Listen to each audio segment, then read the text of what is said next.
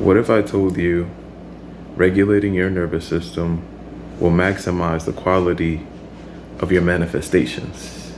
What do I mean by that? Most people are using things like living in the end, positive affirmations, things that will help them to improve the quality of their visualization, which is just the mental imagery that will bring them that much closer to actually creating the picture that they want to see in reality. But I want to give you this perspective from a gaming point of view. So let's say this was an RPG. You create your character, you come into the world, and you have access to all of the things, all the skills and abilities at a young age.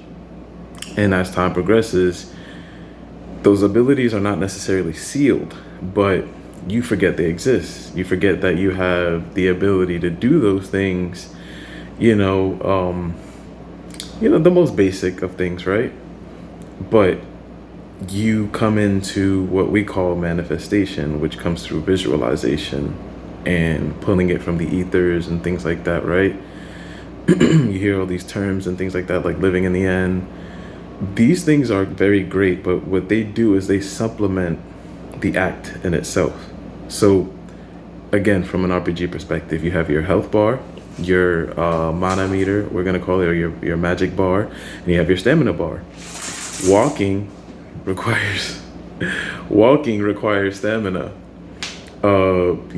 Any physical act requires a portion of that stamina, but that stamina meter or bar is always replenishing itself. It's the same thing with your health. It's the same thing with your magic. Now, when certain things happen, a portion of that bar or mana, that meter, you no longer have access to that. For example, if you have like an illness, right? In real life, we'll call it like an illness. But if you look at it from a gaming perspective, it can be like a status ailment. That will have an impairment on your overall stats. So for example, you might have a status ailment that reduces the amount of health points you have overall, right? Or let's jump straight into like using skills. You might have a skill, and there are passive skills, and then there are skills that you have to activate. In order to activate a certain skill, you need access to a certain amount of mana, right? So if I have this skill that in order for me to use it, I need access to at least 35 to 50% of my mana pool. I need that to be available to me in order for me to use said ability. If I can't get access to said thing, I won't be able to activate the ability in itself. So what then happens is I need to identify what is wrong and why I don't have access to that mana pool, right? That amount of mana, right? So for example, like let's say I put on a barrier or something like that, and that takes like 35% of my entire mana pool. I now have about 65% of my mana pool readily available to me. But then I might have like a status ailment that I'm unaware of that's taking up half of that.